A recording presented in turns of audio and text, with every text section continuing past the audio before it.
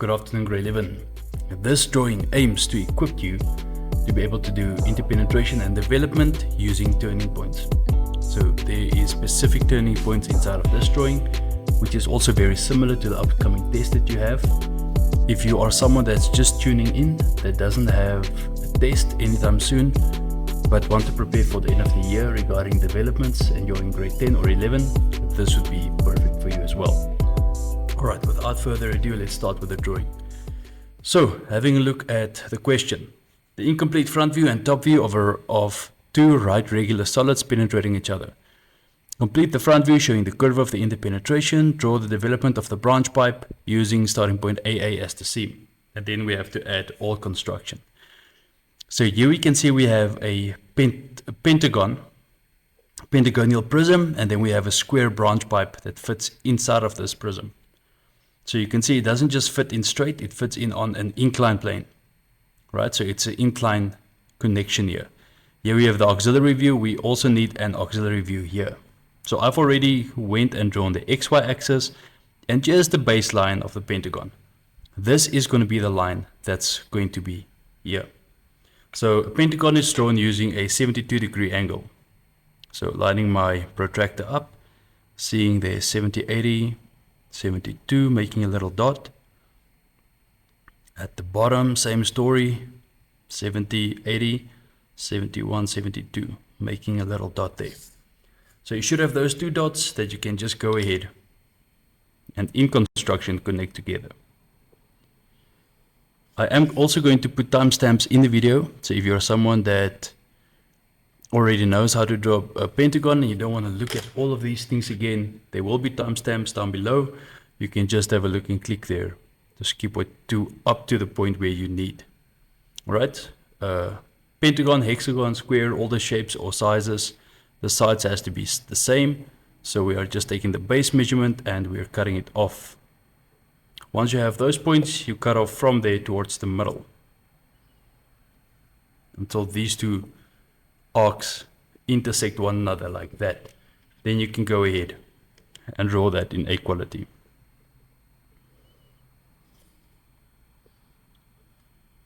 And remember, please, in no situation ever do you really erase your construction.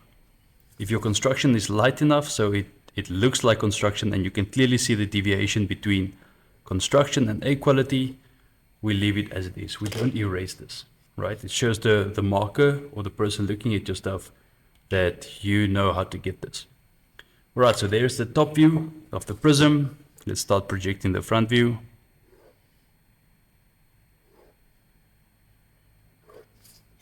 Right, the height, I'm going to measure exactly from the XY, is 76.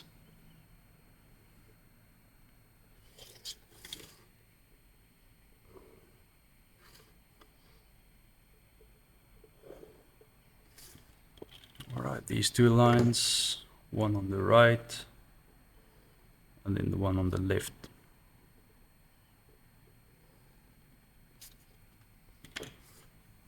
Alright, so this should be fairly easy. You can't start this drawing just yet because we need some detail at the top here.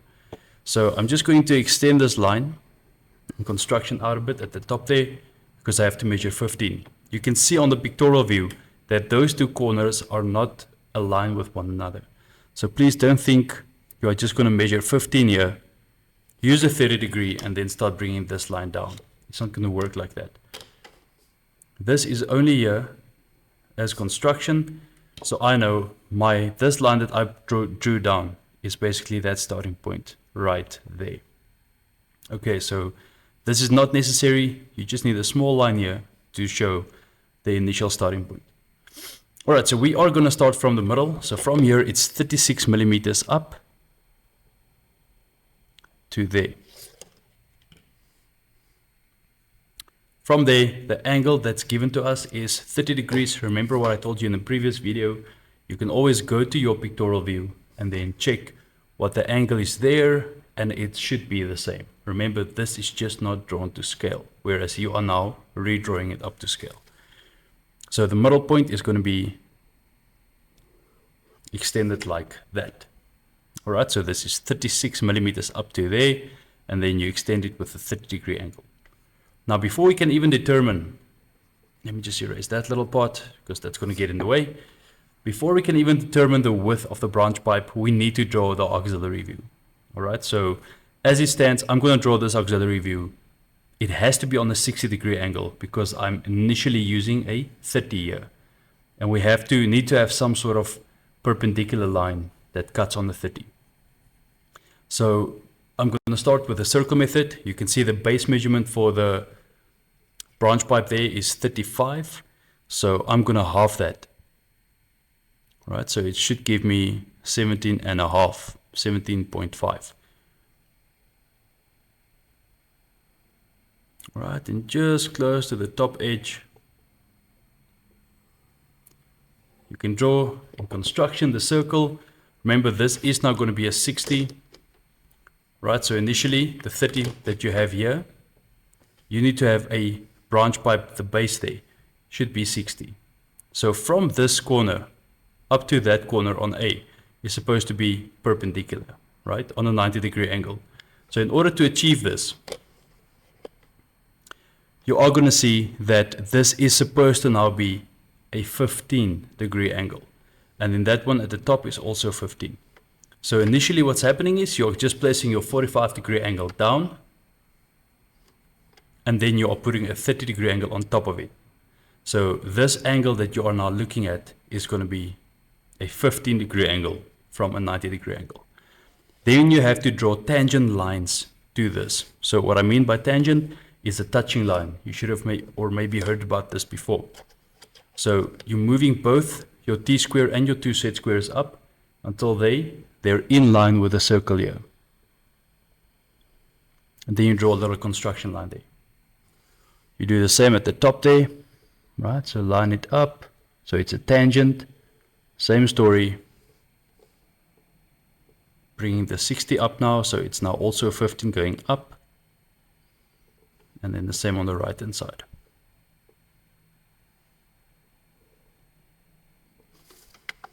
Right, so that is how you are going to get this auxiliary view. And remember, if you are still confused on how I got this, just pause the video, go back and see if you can really make sense of what I'm saying, and it might assist you. All right, now once I have these 2 points, I can see the one at the top is already labeled A. Then once you have this, you can project these points back onto your main pipe. Right, and here we see the deviation, right? That's where the initial 15 was. So I know my starting point is going to be there. I hope that helps. So I measured 15, I brought the line down. That's why I initially made this line, right? It's going to assist you in knowing where your starting point is. So this line extends a bit further, and this one is now supposed to be perpendicular, which means it's supposed to now be a 60-degree angle like that. This line goes in all the way until it connects on the base. This one connects onto the base. That's where the main pipe is. All right, so this is what we have so far. Let's leave the rest. Even though this line in the middle shows it's A quality, we know it's going to extend a bit on the side. So you can go ahead, you can project these points straight down. And that is where my branch pipe for the top view is supposed to be. Now we can see this point is dead center in the middle here. So there's one of 2 ways you can go about getting the middle point. You can either draw a perpendicular bisector, and it should connect through the mid onto the opposite corner. If you have an even number here, it makes it a lot easier because now you just grab 34. All of these sides are 34. So I'm going to use this one, and I'm going to use the one at the top there. Actually, let me use the one in the middle. I just realized, because I already have the sharp point of the pentagon here, if I project it back, I only need the middle line, right? And usually what I would have done, while we're busy with this, I can show you. This is supposed to be 34. So half of this is 15, 17. Right, so if you get the halfway point, you project it up to the opposite point. That is going to be the middle point for the pentagon. So you can either use this method or you can do the bisector. This is in fact actually a bisector, even though I haven't done the proper measurements for it. All right, so here you have the line. We are going to draw another auxiliary view here. So same story, using the half of the base, so it's 35. Half of that is 17.5. So I just have to reset my compass. Let me set it with this one here. All right, perfect. So in the middle here,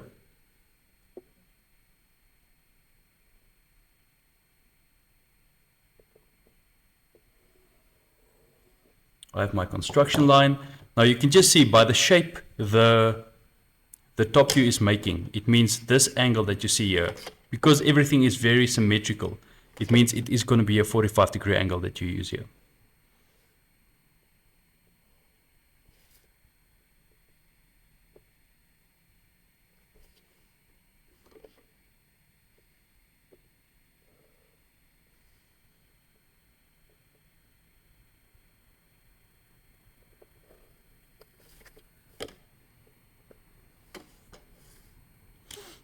Alright, so once you have your auxiliary view drawn, you can go ahead and you can project these points in. So they look exactly the same as the drawing we have.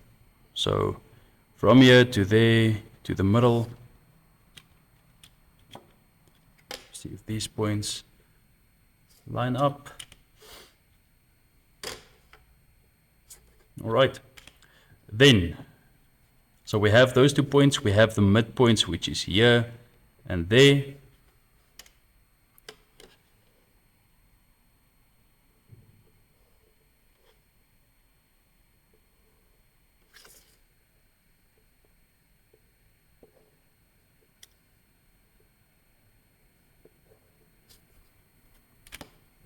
Alright, and this is supposed to be an A quality line that connects onto the main pipe, and then I have some hidden detail that's here.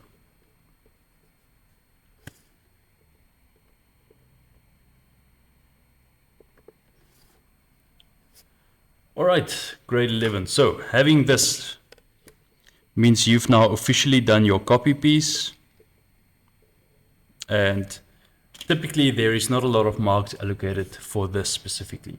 So this should be I want to say no stress copy piece that you have to do. From here we get to the labeling and we get to the development part, plus we get to the interpenetration. So the AA starts here. A, that's according to the instructions, the seam. A is going to be up here, and it is going to also connect on the base, which is there. So that's the seam, that's what we have. So this point will be A, B, C, and D. Remember, I'm taking point A. If this represents A, the auxiliary view, you're lifting it up towards yourself. You're putting it down. So A is closest to you. At the bottom, you'll have C. So this will be C. B will be closest to you here on the front view, and D will be there at the back. So this point is D, this one is A and C, and this one is also B. All right, so these two are the same length. These two are exactly the same length. So now we can go ahead using the 30-degree angle, extend this line, and see what letters these are as well. So C is going to be here at the bottom. B is going to be here in front. D is going to be at the back. Because the same rule applies. You're grabbing B, lifting it up, putting it down. B is closest to you on the front view, and D is at the back. So this would be B, and D is at the back. So B and D both connect onto this point here. So that's B and D. You can see both A and C connect there. So I know this is definitely an A quality line going down all the way to there, because it is point B. And then the same happens at the back, which is point D.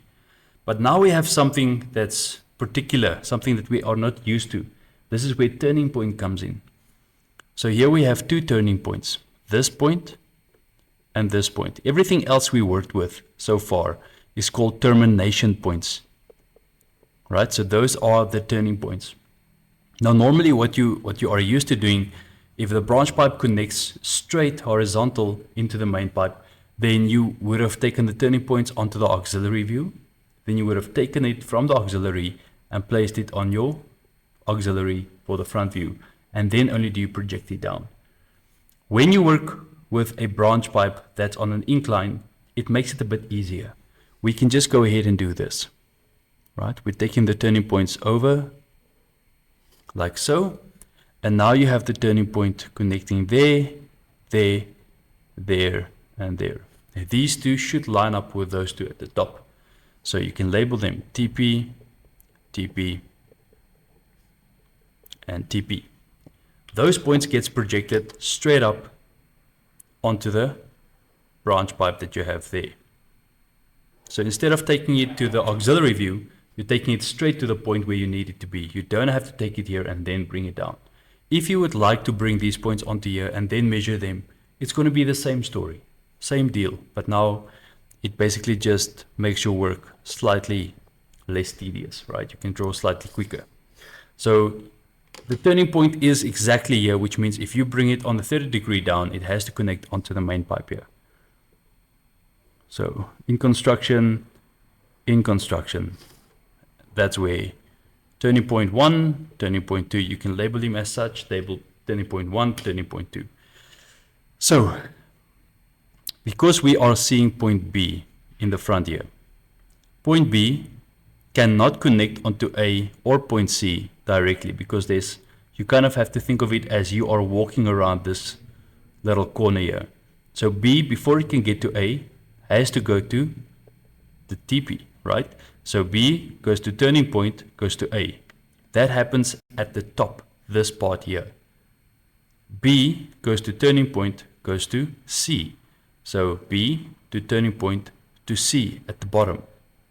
And then exactly the same happens at the back. So from C cannot go to D, it has to go to turning point D. A, turning point D. So B goes to turning point. That's going to be an A quality visible line for you. Like that. And then D, or A, B still, B goes to the turning point, goes to A, which is at the top. So once it connects onto the turning point, it's going to do this. Right, so now you have B going to the turning point, goes to C. You have B going to turning point, goes to A. And then you have, because you can see the corner here, this corner at the back, you are supposed to add hidden detail there. All right, now we can head on to the development. So this is going to be basically your interpenetration part. Development, same story. Draw a vertical line, draw a horizontal line. Please just don't draw it so it goes from the top to the bottom. You can choose either one of the other ones. So we have to develop the branch pipe again. So I'm grabbing point, doesn't matter which one, that's the base of the branch pipe. You choose a point to start, that's 1, 2, 3, 4. Right, because it's a square, it only gets cut off 4 times. And we have to start with a seam. So this would be point A, B, C, D, back to A. And then I like to encourage you, just erase this line before you do something with it that you should not do. Once you have all of those points, just project them up using construction lines. Perfect. Now, there's something that we are missing. We still need to determine where the turning points, or where the turning points are going to be. So I would suggest just taking these turning points at the bottom and project them onto your auxiliary view that's here. So we need this point, this point, this point, and that point. So ultimately you have to bring it to the auxiliary anyway. So you could have projected these points in, it would have been the same thing. So between D and C, all right, so from C towards D, I have 1 point. So C towards D, that's a turning point. A towards D is a turning point. Then at the bottom here, B going to A and B going to C is also a turning point. So B to A and B to C. So turning point, turning point, turning point, turning point. Hopefully at this point this makes sense to you.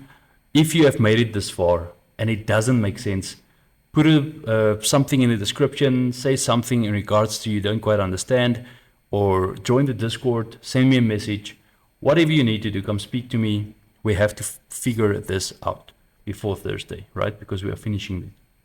So there you have your turning points. Those points are also going to get projected up. And now we can go ahead and use the branch pipe to do this development. So the base measurement is always going to be this flat side where all the measurements are, right? So A goes to A. So A to A to A. There's a turning point. We'll deal with them in a minute. B and D goes to exactly the same place. So there's B, there's D. C, there's the distance, goes to point C. Now the turning points, this one that you have here, you can see, look here, there's one, and you see they're not the same measurement. So what I would suggest you do in a situation like this, we can relabel them.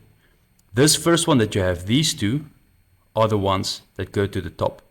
So just to give you a bit more insight, if you were to take those points and you project them back, where they connect there and there, that's going to be where those turning points are. I hope you can see that. So I've shown you an example here, and I would just like to show you the example up here as well, because it really is beneficial. Please don't go and draw these big blobs on your page like I'm doing now. So this turning point, I'm going to label these two, TP1, TP1. This will be turning point 2, turning point 2. All right, so this would be turning point 1, turning point 1, turning point 2, turning point 2, just like we've labeled.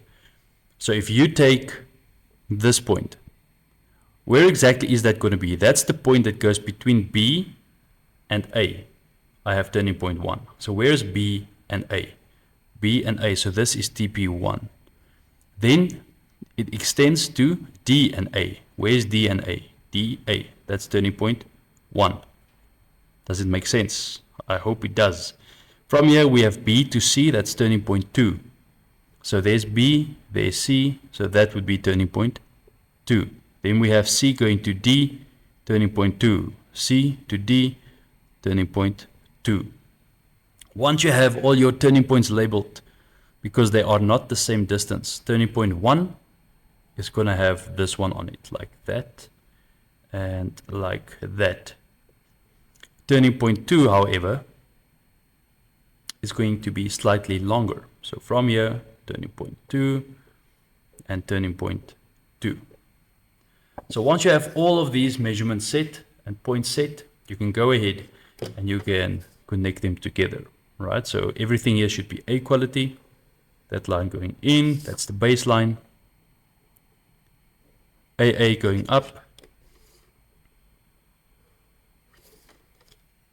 And then in sequence, you just connect these two towards each other. So like that. Up like that.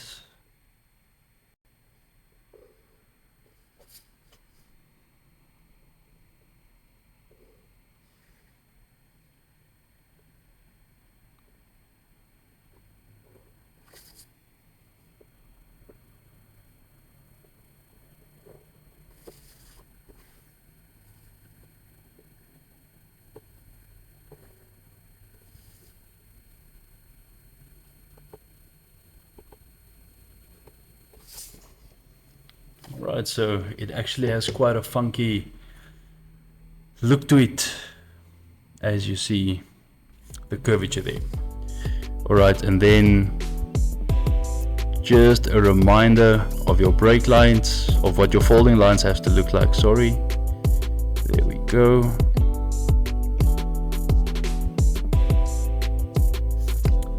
So it's a long line and 2 short lines. Grade 11, I hope this helped.